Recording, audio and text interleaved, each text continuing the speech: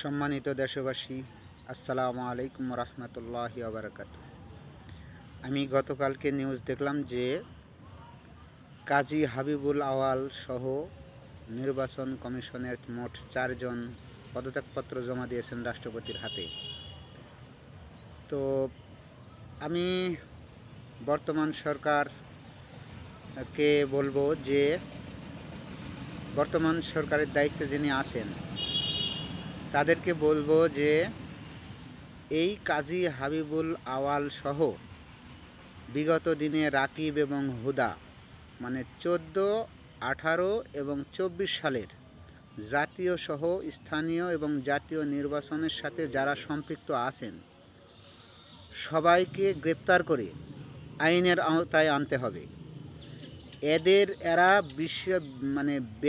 বিপুল পরিমাণ অর্থ বিগত সরকারের সুযোগ সুবিধা নিয়ে এরা রাতের ভোট দিনের ভোট রাতে করেছে এবং একজনে বা যে ভোটের বিভিন্ন দুর্বৃত্তায়ন এরা প্রশ্রয় দিয়েছে। আনসার সদস্যরা ভোট দিয়েছে, একজন ভোট 200, 300, 400, 1000 ভোট দিয়েছে একজনে। এই সব নানান অভিযোগ আমাদের মিডিয়ার সামনে আমরা দেখেছি। এই সবগুলোর সাহস পেয়েছে শুধুমাত্র এই আওয়াল, রাকিব এবং হুদা কমিশনের কারণে।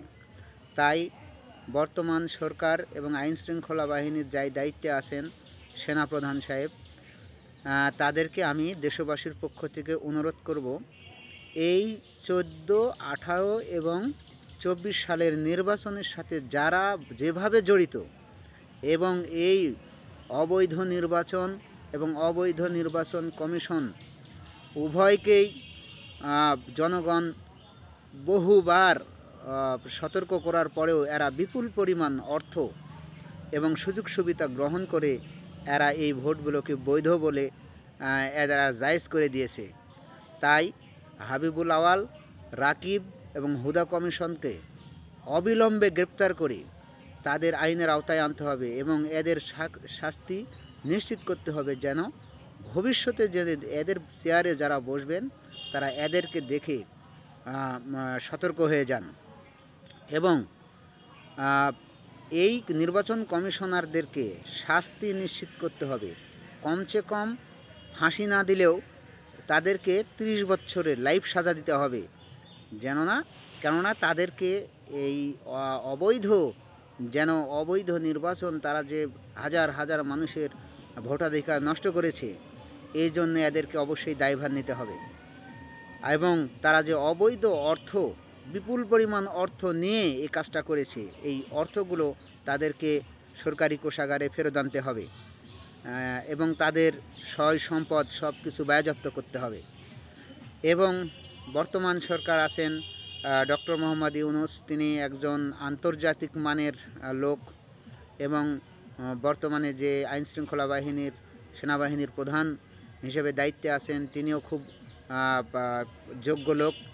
আমি এই দুই ব্যক্তিকে সহ উপদেষ্টা মণ্ডলীকে বলবো যে আপনারা স্বাধীন একটা নির্বাচন কমিশন গঠন করুন, এমন একটা নির্বাচন কমিশন গঠন করুন যেন স্বচ্ছতা এবং তাদের ভিতরে যেন কোনো দায়বদ্ধতা না থাকে, তারা যেন জাতির সামনে কোনো রকমের ছলচাতুরি করার সুযোগ না পায় এবং কোনো রাজনৈতিক দল এমনভাবে স্বাধীন নির্বাচন কমিশন গঠন করতে হবে যেন কোনো রাজনৈতিক দল তাদেরকে ব্যবহার করতে না পারে এবং তাদের সিদ্ধান্তে কোনো প্রকার হস্তক্ষেপ করতে না পারে।